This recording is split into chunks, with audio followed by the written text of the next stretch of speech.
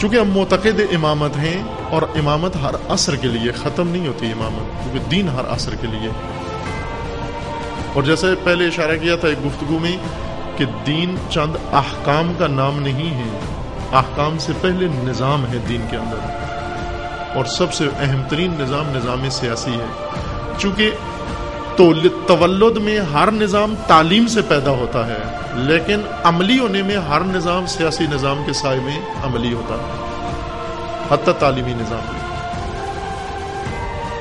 اگر سیاسی نظام کا سایہ نہ ہو، دین کا کوئی نظام عملی نہیں ہو سکتا، نہ عدالتی نظام، نہ تعلیمی نظام. ولادت میں اور عمل میں یہ فرق ہے.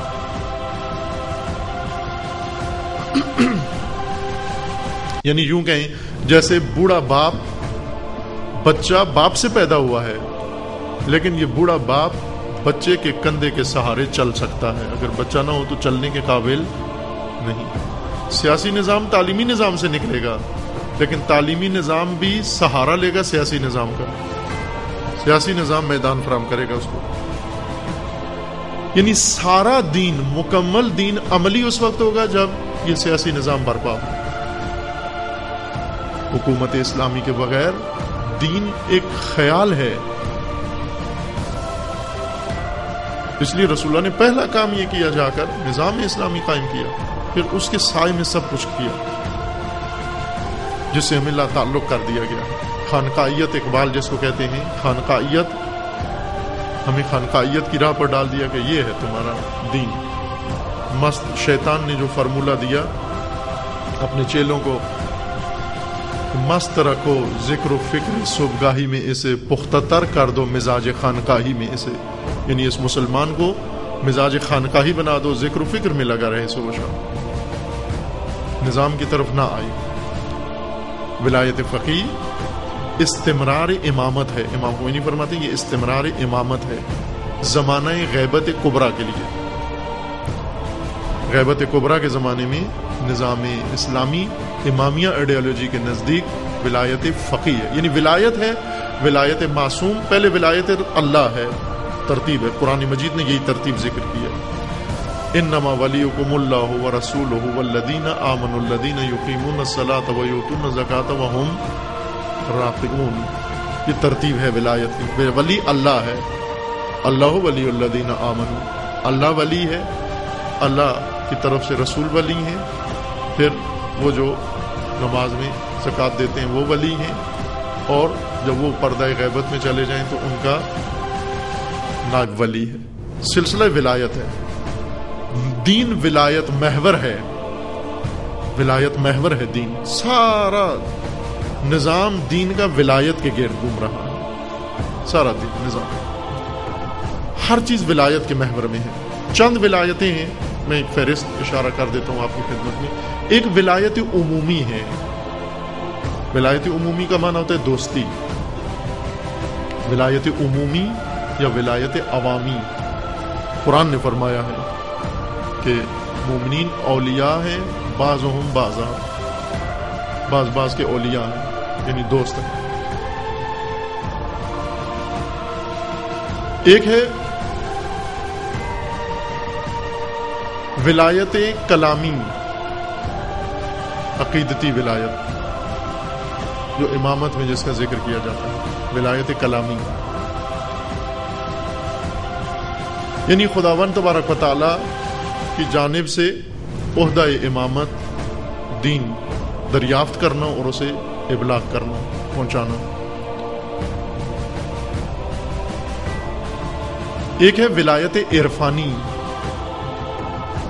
کسی پہلے وضاحت ہو چکی ہے، اگر وہ آپ تک پہنچائیں وہ کیسٹس، سی ڈیز، یا ان سے استفادہ کر سکتے ہیں. اور پھر اللہ تعالیٰ نے کبھی توفیق دی اور ان ساری اصطلاحات کی وضاحت کی ضرورت ہے، ابھی صرف فہرست عرض کر رہا ہوں. ولایت عرفانی یعنی مقام قرب با خدا، جس کو ولایت تکوینی یہاں کہا جاتا ہے.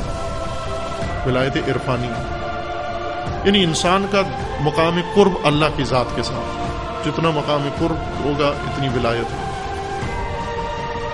اور ایک ہے ولایت سیاسی. غدیر میں جس چیز کا اعلان ہوا وہ ولایت سیاسی ہے. امام خمینی صراحت سے فرماتے ہیں وہ ولایت سیاسی ہے، ولایت عرفانی اس کا نہیں اعلان ہوا، نہ ولایت کلامی کا نہ ولایت عمومی کا۔ اہل سنت سمجھتے ہیں ولایت عمومی کا اعلان ہوا ہے دوستی، شیعہ کیا سمجھتے ہیں؟ ولایت کلامی یا ولایت عرفانی۔ ولایت کلامی یعنی ولایت تشریعی، و ولایت عرفانی یعنی ولایت تکوینی۔ جو اصل ولایت جس کا اعلان ہوا اہتمام کر کے رسول اللہ نے بیان فرمایا، وہ ولایت بمعنی حاکمیت ہے۔ ولایت یعنی حاکم، امت کا حاکم، امام، پیشوا و رہنما، زمامدار۔ غدیر امیر المومنین کو بعنوان حاکم متعارف کروایا گیا۔ ہمیشہ نظام ولایت ہی رہے گا، ولایت سے ادھر نہیں جانا، اگرچہ اس کا مصداق بدلتا رہے گا۔ جب رسول اللہ کی حکومت تھی ولایت کی حکومت تھی، رسول اللہ ولی تھے وہ والی، رسول اللہ کے بعد امیر المومنین ولی تھے وہ والی۔ جب معصوم پردہ غیبت میں چلے جائیں تو اب غیر معصوم ان کا نائب ہے۔ یہاں ایک شبہہ یہ کیا جاتا ہے کہ غیر معصوم کیسے نائب بن سکتے ہیں، یہ تو معصومین کی زندگی میں ہی ہوتا رہا ہے۔ امیر المومنین کوفہ میں تھے معصوم، لیکن بصرہ، مصر، مدینہ، مکہ، اہواز، خراسان، کرمان، مدائن، یہ ساری ریاستیں ان کے اندر غیر معصومین تھے۔ عثمان ابن حنیف امیر المومنین کی طرف سے والی بصرہ تھے، غیر معصوم۔ مالک اشتر غیر معصوم، محمد ابن ابی بکر غیر معصوم، عبداللہ ابن عباس غیر معصوم۔ 2 درجن والی علی کی حکومت میں تھے، 2 درجن غیر معصوم۔ اور اگر کسی سرزمین کی طرف امام بھیجیں مالک اشتر کو والی بنا پر، میری طرف سے یہ والی ہے تمہارا، اور ہم اسے کہیں واپس چلے جاؤ تم معصوم نہیں ہو۔ علی کے مقرر کردہ معصوم کو اگر کوئی ٹھکرائے تو اس نے علی کو ٹھکرایا۔ یہی ہمیں ائمہ نے فرمایا کہ یہ فقہا جو زمانہ غیبت کبریٰ میں ہم نے ان کو ولایت دی ہے تمہارے اوپر، الراد علیہم کالراد علینا، جس نے ان کو ٹھکرایا اس نے ہمیں ٹھکرایا ہے۔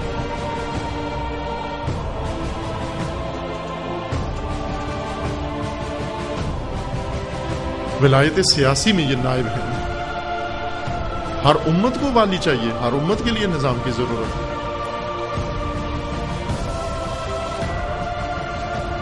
اہل سنت کے ہم نظام اسلامی یا نظام اجتماعی خلافت ہے، لیکن امامیہ کے نزدیک امامت ہے، امامت جس کا روح و محور ولایت ہے۔ چونکہ پڑھتے نہیں ہیں، آشنا نہیں ہوتے، دیکھتے نہیں ہیں، حتیٰ علماء نے بھی ایک صفحہ نہیں پڑھا ہوتا۔ یہ پاکستانی علماء کی صفت ہے کہ صدری علوم خدا نے ان کو بہت دیے ہوئے، پڑھنے کے بجائے گھڑتے ہیں بہت، ہر چیز کے بارے میں گھڑتے ہیں۔ ایک خطیب نے مجھے کہا کہ آپ جو کچھ پڑھتے ہو ممبروں پر یہ تو بہت آسان ہے، جو کچھ ہم پڑھتے ہیں بہت مشکل ہے۔ میں نے کہا یہ کیسے؟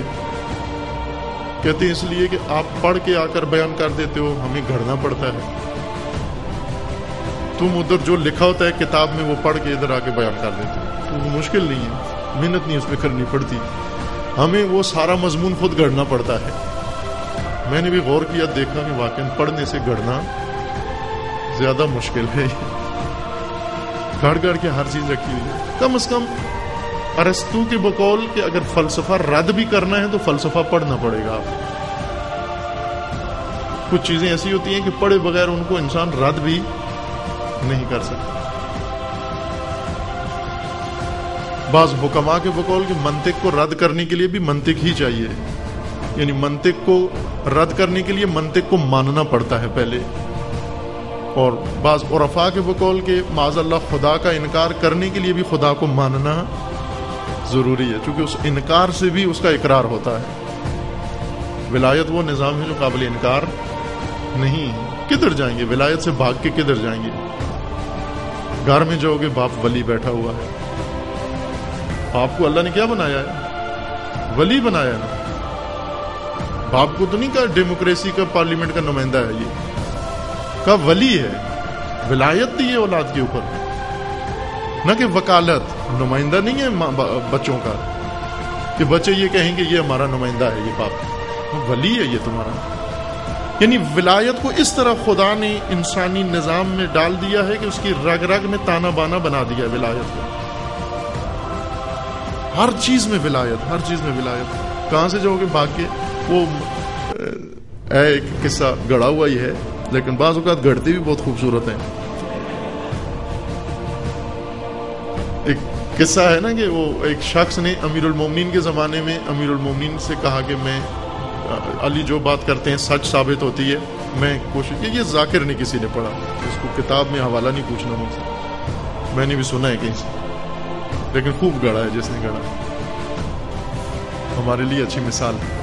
اس نے کہا کہ میں امیر المومنین کو مثلا یہ جو مشہور ہو گیا کہ علی جو کہتے ہیں وہ سچ نکلتا ہے، میں ثابت کروں گا کہ ایسے نہیں ہے. کہا کیسے ثابت کرو گے؟ کہا اب میں جا کر پوچھتا ہوں علی سے کہ میں نے آج کیا کھانا ہے، اور جو وہ کہیں گے میں نے وہ نہیں کھانا. جا کر پوچھا علی سے کہ آج میں نے کیا کھانا ہے. علی نے کہا آج آپ نے کھیر کھانی ہے. اس نے کہا بس پھر سن لیں کہ آج میں نے کھیر نہیں کھانا. کہا ٹھیک ہے جاؤ. گھر میں آیا، بیوی سے پوچھا کیا پکا ہے؟ اس نے کہا کھیر پکی ہے. اس نے کہا وہ تو میں نے نہیں کھانی. کہا کیوں؟ کہا اس لیے ادھر میں جھٹلانا ہے، میں نے تو ثابت کرنا ہے کہ ان کی ہر بات سچی نہیں ہوتی. اس نے کہا کہ جو پڑوس والوں سے پوچھو کیا پکا ہے. وہ پڑوس میں گئی، جس گھر میں جاتی وہ کہتی کھیر پکائی ہے.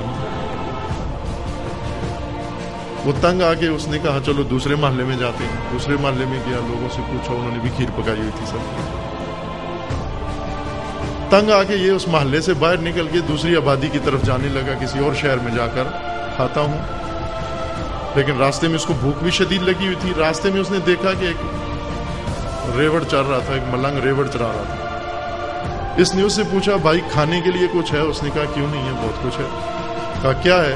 کہا یہ بکریاں ہیں، چر رہی ہیں، دودھ ان کا نکالتے ہیں، چاول میں گھر سے لے آیا تھا پکا کے، ابھی دودھ ڈال کے آپ کو کھیر بنا کے دیتا ہوں.